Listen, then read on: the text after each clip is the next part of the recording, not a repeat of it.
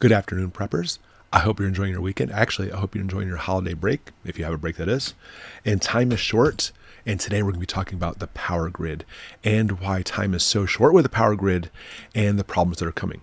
Because I'm sure you've heard in the past few days that the power grid, at least substations, actually have had more attacks out west this time, and on Christmas Day specifically. And isn't that interesting? Why on Christmas Day? And I'm sure we can speculate, but I want to get to a point and show you why. So stick through the video, why that day was picked specifically out of all the different days to basically cause these attacks. So let's go ahead and take a look at our first article. Who's attacking our power grid? Talks about hope you had a wonderful Christmas. Of course, they talk about here, it's Christmas, you're about to have your big meal, and of course, then the power goes out. It's really interesting. They call this electric boogaloo.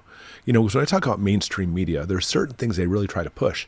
And I don't know if you know the word boogaloo, but boogaloo refers to basically a group that's trying to set up anarchy across the country. Nice choice of words. All right, they received a call of burglary. Deputies arrived on the scene, forced entry in a fenced area. We know the stories about these. And of course, we were attacked. They weren't sure if the 3 separate site invasions were equipment vandalized and broken into a matter of hours might be a coordinated attack. It is Christmas morning, after all. It's really funny how they keep pushing that. There's a reason for that. And of course, they talk about the North Carolina attack a little while ago. And because we live in a politically charged era, the FBI is investigating the motives. Interesting. So if I scroll down further, I want you to see this. It says, Sheriff Ronnie Fields said that whoever fired at the substations, and here's a keyword I want you to see, knew exactly what they were doing. And of course, they say nobody stepped up to do this. Now, of course, the local law enforcement, Sheriff Fields, is probably doing his best to try to investigate the situation. Now, this article is really trying to focus on who did this, and a little bit less about the why it happened. But again, I really want to focus on the fact that he said that they knew exactly what they were doing. If you were trying to truly bring down the grid, and these people knew what they were doing, why would they just focus on small substations? And again, I want to stress too, why on Christmas Day? Next article, physical attacks on power grid surged to a new peak.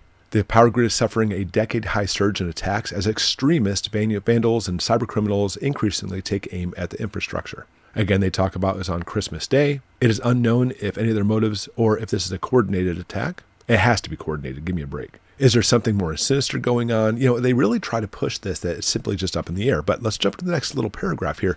Adding to those worries, the number of potential attack points for the grid is set to increase as the Biden administration and Congress seek to expand the power system to accommodate renewable energy, things such as wind and solar. Why? The rising demand for power for electric vehicles also increases the urgency of securing the grid from attack. There's no such thing as a coincidence. Understand that all of these attacks in these small areas are happening just as they're trying to push their agenda. Now, there's no coincidences. And understand there is an agenda here, but it's not what you think. We think it's to take down the power grid. Honestly, I think that's what most preppers or even conspiracy theorists will say. Oh, they're trying to take down our power grid and send us back to an agrarian society. They want to cause havoc, cause mayhem, crash the system. I think we need to focus more on ulterior motive, and I think that paragraph in the last article really starts to head us in that direction. Because one of the things I talk about in the past is defunding the police.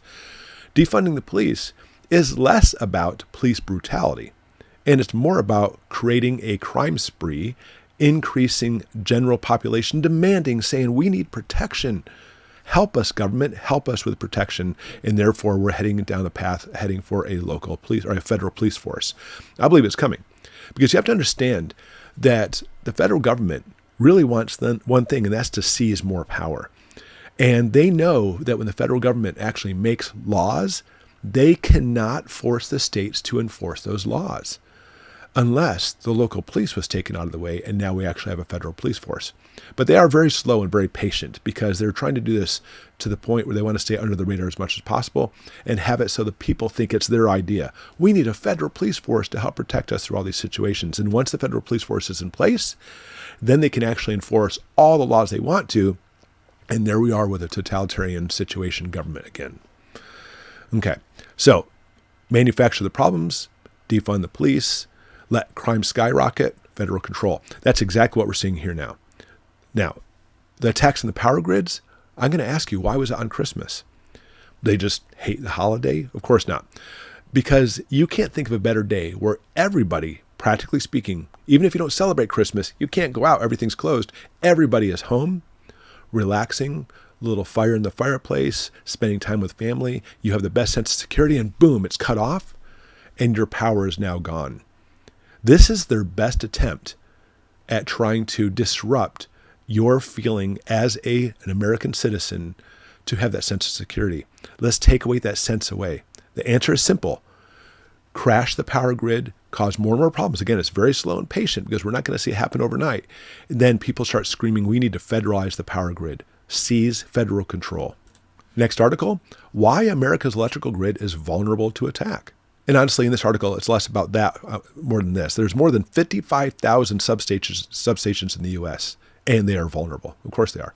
And has long been a source of concern for authorities warning about domestic terrorism.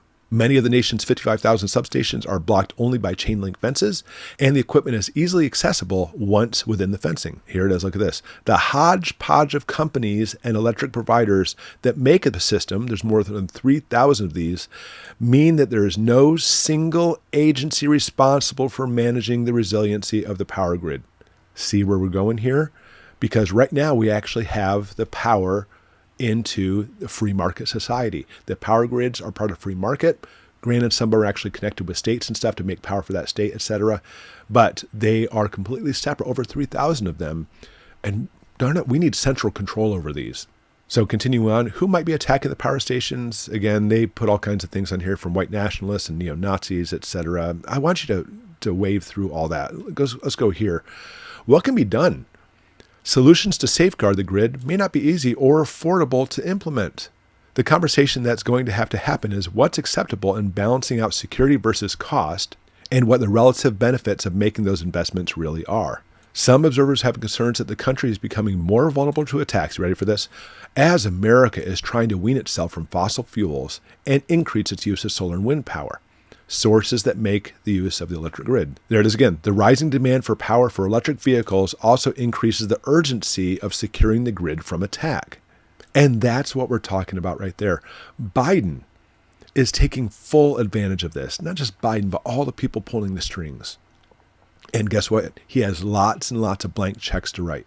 And they're all about blowing money. Again, I think to crash the system too. But they'll do anything they can. You know, if they simply blow more money into the power grid system, people will complain. So let's go ahead and cause this mayhem and cause this problem so people will be happy to say, you know what, blow the money all you want to, as we want green energy, solar and wind, which again, I love solar and wind, but we're not ready for it. We're going to crash the whole electric system because we're not ready. We don't have enough systems in place to be able to provide power for everybody by simply solar and wind. Last article. Despite physical threats to the U.S. power grid, cybersecurity has remained the focus. Yeah, I mean, cybersecurity is a big thing right there. Talks about how many people lost power. You know, we can go through all this and talk about the Federal Energy Regulatory Commission that basically tries to work on electricity and commerce. But I want to scroll down. Look at this article. It continued, in response to another anonymous image board user's post discussing the implausibility of Source's original statement. Look at this. He said, is there a cop stationed at every utility pole, antenna, transformer substation, at junction box, etc., especially for a job that takes 10 seconds to pull off? Obviously, we don't have the manpower for that. But if you scroll way down the article, there have been efforts to upgrade the nation's infrastructure. Isn't that interesting that they push this when they're talking about security, but now suddenly we're talking about trying to upgrade? The Department of Energy under Biden's administration announced $13 billion will go towards spending in modernizing the electric grid. The government is not in control of the system, so we'll have to work with electric grid owners and operators to divide the funds and initiate the projects. The federal government has less jurisdiction on physical security. And that is what it comes down to. It's all part of their agenda. It's all about federal control, and that's the direction we're heading to. You have to look at the end game, where they're heading. And again, it's very slow, so that way you don't really see what's happening, but soon enough, it's actually going to be there.